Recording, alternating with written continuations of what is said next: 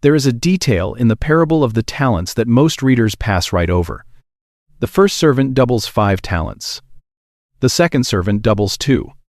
Different amounts, different results.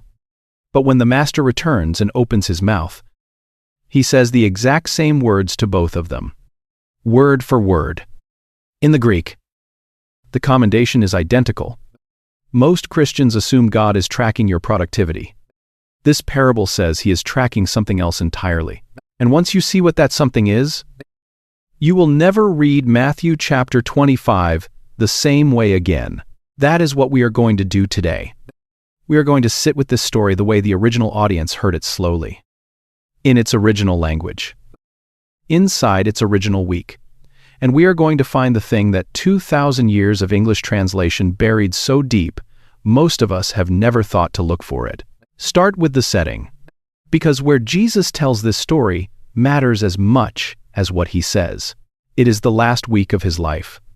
Matthew places this parable in chapter 25 of his Gospel, inside what New Testament scholars call the Olivet Discourse. The name comes from the location. The Mount of Olives is a ridge running north to south just east of Jerusalem, separated from the city by the narrow Kidron Valley.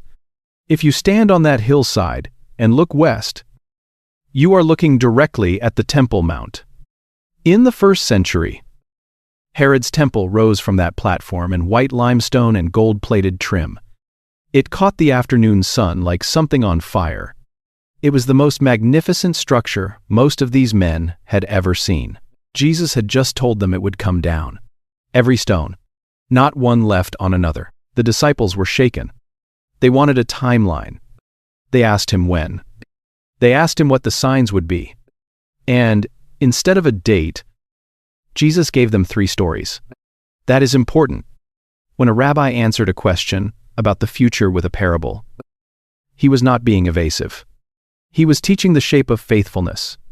He was saying, the date does not matter as much as what you do with the time. The first story is about 10 virgins waiting for a bridegroom.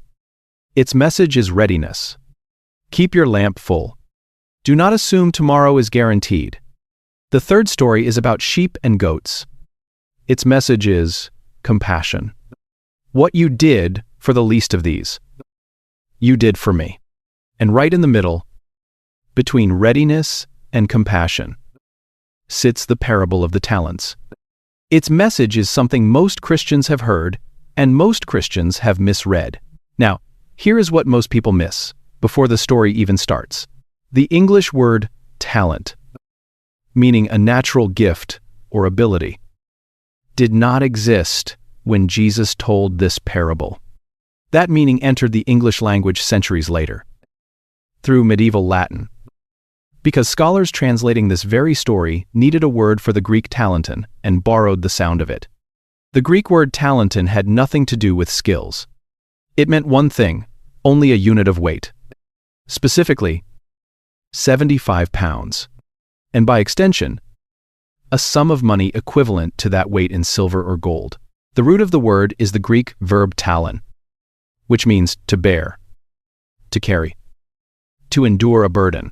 So before we hear a single line of the story, we need to reset. The servants in this parable were not handed personality traits. They were not handed singing voices, or organizational skills, or entrepreneurial instincts. They were handed weight. Physical, financial, crushing weight. And the whole parable changes when you feel that word in your arms instead of in your head. The man in the story is preparing for a long journey. Matthew uses a Greek phrase to describe what he hands over to his servants, ta huparkonta autou, his possessions, his holdings, not a portion of his estate, not a side account, everything he owned, placed into the hands of 3 men. And he does not distribute it randomly. Matthew chapter 25 verse 15 says, he gave to each one according to his own ability. The Greek word translated as ability here is dunamis, the same word that gives us our English word dynamite. It means power, capacity, inherent strength. The master has watched these men. He knows what each of them can carry. 5 talents to the first, 2 to the second, 1 to the third. Now do the math. Because the numbers are not decorative, 1 talent equaled roughly 6,000 denarii. A denarius was 1 day's wage for a common laborer. That means a single talent represented approximately 20 years of income for an ordinary working man. The servant who received 1 talent was holding 2 decades of someone else's earnings in his hands. The servant who received 5 was carrying a century's worth. Nobody in this story received a small thing. The master's smallest gift was enormous. Stay with me. Because here is where the story divides. The first 2 servants move immediately. Some manuscripts of Matthew attach the Greek word eutheos to the first servant's response, meaning at once. Without delay. He does not sit with the wait. He does not wait for instructions. He goes and trades. The second servant does the same.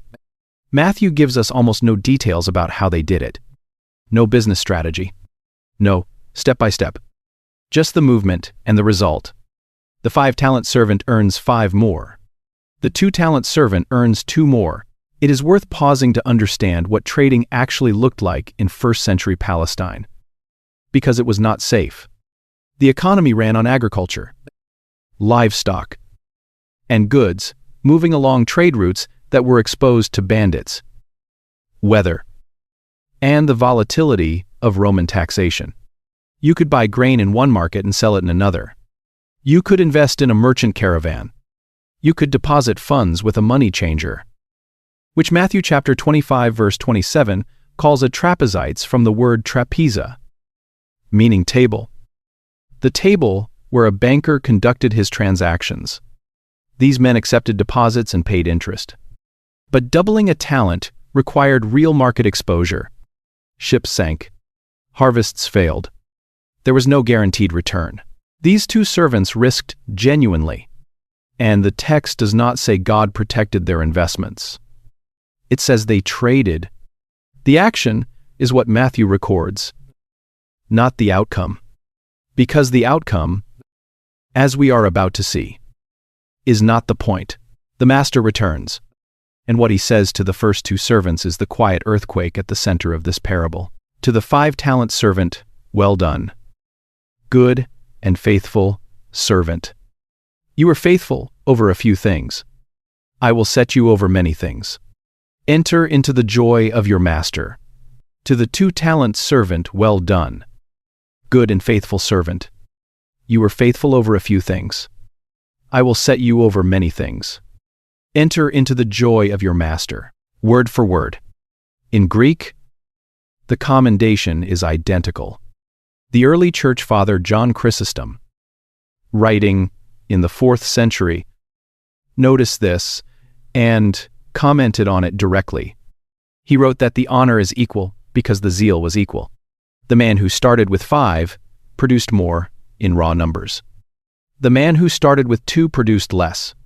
The master did not notice the difference. Or rather, he noticed something else. He was not counting returns. He was measuring faithfulness. The 2 words he uses are agathos and pistos. Agathos is often translated good, but it does not mean morally upright in a vague sense. In this context, it means devoted, valuable, someone whose character made them genuinely useful to the one they served. Pistos means trustworthy, reliable, someone you can hand something to and know they will not disappear. The master is not handing out a generic compliment. He is naming exactly what he saw in these 2 men. And he names it identically. Regardless of the volume of their output, the 5-talent servant earned twice what the 2-talent servant earned. The reward is the same. That breaks something most Christians bring to this parable, the assumption that God grades on productivity. He does not. He grades on trust. If this kind of close reading is opening the text for you in a way you have not experienced before, please consider subscribing and leaving a comment. Even 1 word. It takes 2 seconds, and it genuinely helps more people find this content. Thank you for being here. Now the 3rd servant. He goes and digs a hole in the ground. He wraps the talent in cloth, presses it into the earth, and waits for his master to return. And when the master comes back, he pulls it out and hands it over. Every coin accounted for. Nothing lost. Nothing gained. Here is the part nobody tells you in the ancient world. This was not considered negligent.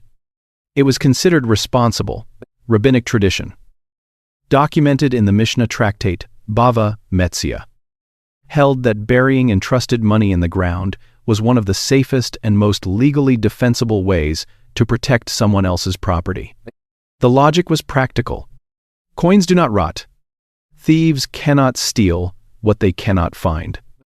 Archaeologists excavating first-century homes across Israel have repeatedly uncovered coin hoards buried exactly this way: silver, wrapped in linen, pressed into sealed clay jars, hidden beneath floors. These were not careless people. They were careful people living in an uncertain world without insurance. So the third servant did not do something reckless. He did something conservative. He preserved the principle. He took no chances. He returned exactly what he received, and the master calls him wicked and lazy. The Greek is poneros kai okneros. Both words are doing more than the English translation captures. Poneros is the direct opposite of agathos, the word used for the other two servants. If agathos means devoted and valuable, then poneros means something closer to worthless. Mean-spirited. Grudging. It is not the word you would use for a violent criminal. It is the word for someone whose inner posture made them useless to the relationship they were supposed to honor. And okneros does not mean lazy in the sense of lounging around. It means shrinking back, retreating when called forward, paralyzed by reluctance rather than indolence. The master is not confronting a slacker. He is confronting a man who received an extraordinary gift and responded with suspicion. And the servant's own words prove it. He says, "Master, I knew you to be a hard man, reaping where you did not sow, and gathering where you did not scatter seed. So I was afraid, and I went and hid your talent in the ground. Here you have what is yours." Read that slowly. The servant does not say he was confused. He does not say he tried and failed. He gives a theological verdict about his master's character. He calls him skleros, a Greek word used in ancient literature for dried-out soil, for rough surfaces, for things that resist all pressure. A skleros person is unyielding, exacting, impossible to satisfy. And then he accuses the master of a specific injustice, reaping where he did not sow, gathering where he did not plant. In other words, the master profits from labor he never performed. He is an exploiter. He sets people up for failure and then punishes the failure. That is the picture of God this servant carries. And it is why the talent ended up in the ground. Pay attention to this. The burial is not a financial decision. It is a theological one. This man decided what kind of master he served. And that decision shaped every action that followed. If the one who gave you everything is actually against you, if he is harsh, exacting, impossible to please, then the only rational response is self-protection. Minimize exposure. Return the principle. Survive the inspection. Call it faithfulness. And now, notice something that goes even deeper. This pattern is older than Matthew chapter 25. In Genesis chapter 3, after the fall, the very first thing Adam and Eve did was hide. God came looking for them. And Adam said in chapter 3 verse 10, "I was afraid, because I was naked, and I hid myself." Fear, hiding, a distorted picture of who God is. The serpent had done something specific before that moment. He had reframed God's generosity as withholding. He had taken the prohibition against the tree and redescribed it as exploitation. God knows that when you eat it, your eyes will be opened and you will be like him. The serpent told Eve the restriction was not protection, it was control. The third servant does exactly the same thing in exactly the same language. He takes the master's generosity, the act of handing him 20 years of wages, and reframes it as a trap. The gift becomes evidence of malice. The trust becomes a setup. And the result is identical to Eden. He hides, but the master's response does not deny the accusation. This is the detail that stays with me. He does not say, "You have misread me. I am actually kind." He takes the servant's own premise and dismantles it from the inside. "You knew I reap where I did not sow. Then you ought to have put my money with the bankers. And at my coming I would have received it with interest." Even on your own logic, he says, the burial makes no sense. If you genuinely believed I was that demanding, that relentless about return, then inaction was the worst possible choice. Depositing coins with the trapezites required no skill, no courage, no strategic intelligence. It was the minimum possible effort, and the servant did not even do that, which means the fear was not really fear. It was a cover. Underneath the fear was a quiet decision this master is not worth engaging with, not worth the risk, not worth investing in at all. The servant did not fail because he was timid. He failed because he had already decided the relationship was not worth the effort. And here is the fault line running through the entire parable. Not 5 talents versus 1. Not productivity versus laziness. It is trust versus suspicion. The first 2 servants looked at the same master, received from the same hands, and saw an invitation. The third servant looked at the same master, received from the same hands, and saw a threat. Same master, same generosity. Opposite conclusion. And the conclusions determined everything. The way you see the one who entrusted you shapes everything you do with what he gave. Now, the reward. Because what the master offers the faithful servants is worth more attention than it usually receives. Enter into the joy of your master. The Greek word for joy here is chara, a word that appears at the birth of Jesus in Luke chapter 2. At the empty tomb in Matthew chapter 28. In moments of deep and settled gladness. It is not a surface emotion. It is the kind of joy that belongs to someone whose deepest purposes are being fulfilled. And notice the preposition Matthew uses. The master does not say, "Receive joy," or "Here is your joy." He says, "Enter into it." The Greek is eyes into, not toward. The joy already exists. It belongs to the master. It has been there the whole time. And the servant is now invited to step inside it. The way you step through a door into a room that was warm before you arrived. The master does not say, "Here is your payment." He says, "Come inside what I have been living in. Come into the interior of my life." And then he says something that sounds almost absurd. He calls 5 talents, 100 years of wages, a few things. If a century of human labor is few, then the many things waiting on the other side of faithfulness are beyond any category the servant has to contain them. The opposite of this is equally revealing. The third servant is cast into outer darkness. The Greek is skotos to exoteron. The darkness that is outside. Outside the house, outside the table, outside the joy. The servant who spent the entire interval keeping distance from the master discovers that the distance has become permanent. He wanted nothing to do with the master's risk.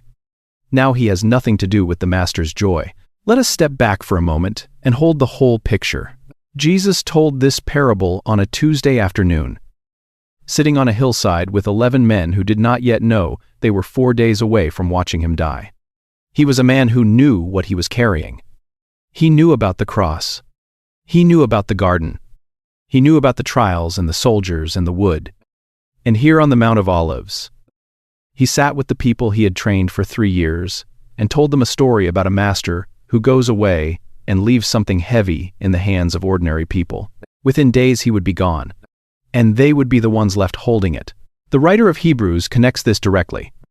In chapter 12, verse 2, he describes Jesus as the one who, for the joy set before him, endured the cross, despising the shame. The joy of the Master in Matthew 25 and the joy set before Christ in Hebrews 12 share more than vocabulary. They share a pattern.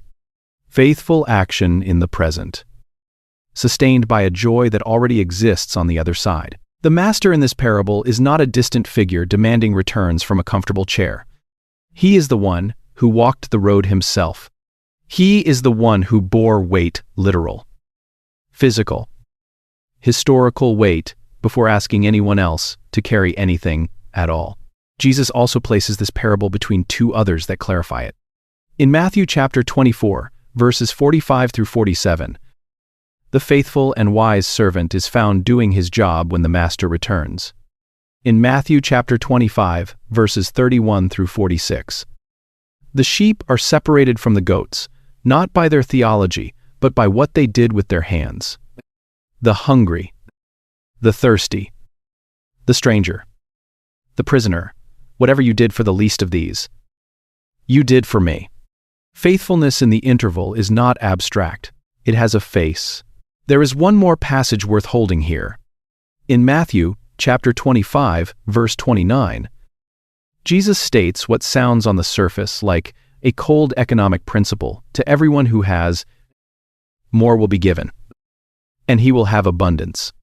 But from the one who has not, even what he has will be taken away. That sounds like a system designed to benefit the already wealthy.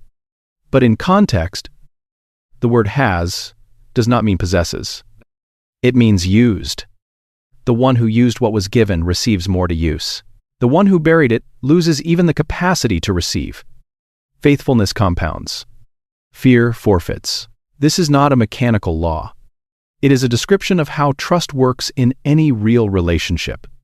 Small movements of faithfulness open the door to larger ones. A single risk taken in obedience creates the capacity for a bigger risk. The 2-talent servant was not stuck at 2 forever. The master said, "I will set you over many things." The reward for faithfulness is not retirement. It is expansion. Now, the 3 things I want you to take from this. First, the parable is not asking what you are good at. It is asking what you believe about the one who gave it to you. Most Christians approach this story as an inventory exercise. What are my talents? Where am I gifted? How can I be more productive for God? Those are not worthless questions. But they are the wrong first question. The parable asks a prior one. What do you believe about the master's character? Because the answer to that question is the engine underneath every other decision. The first 2 servants moved because they trusted. The 3rd servant buried because he suspected. Same starting point. Different theology. Everything followed from that. Second, the metric is faithfulness, not output. The 5-talent servant and the 2-talent servant received word for word identical praise. The master did not run a comparative analysis. He did not say one of you did better and one of you did okay. He said the same thing to both of them, with the same warmth, the same promotion, the same invitation. This means you do not have to be the 5-talent person. You do not have to outperform anyone. You do not have to produce at the level of the person sitting next to you in the pew. What you have to do is move. Imperfectly. Slowly. With fear in your chest, if necessary, but move. Because the door to the master's joy does not open based on volume. It opens based on whether you trusted him enough to walk through it. And the 3rd thing, the one that stays with me the most, is this: the tragedy of the 3rd servant is not that he lost the talent. He returned every coin. The tragedy is that he had it the whole time and treated it like a problem to manage rather than a trust to honor. He kept it safe. And safe was the one thing the master never asked for. The entrustment itself was the instruction. Receiving the talent was the command. And that same pattern runs through every generation since. Someone senses a call and does not answer it because they are convinced the master will be disappointed if they do it poorly. Someone holds a gift for years, waiting until they are ready. Until the moment is right. Until they are sure. That voice sounds like wisdom. This parable says it sounds like the 3rd servant. The master calibrated the weight to the person. He knew what each one could carry. He was not setting anyone up to fail. He was inviting them to participate, and the participation, not the performance, was what he was looking for. Archaeologists working in sites across Israel have found buried coin hoards from exactly the 1st century. Silver, sealed in clay jars beneath floors. Coins wrapped in cloth pressed into walls. Some of those hoards were never recovered. The owners died, were displaced, never came back. The silver sat in darkness for 2,000 years. Perfectly preserved, completely useless. In some cases, the jars were found inside homes destroyed during the Roman siege of Jerusalem in AD 70. The owners buried the money to protect it. They intended to return. They never did. The silver survived. The life that could have used it did not. That is the image this parable leaves you with. Not a dramatic failure.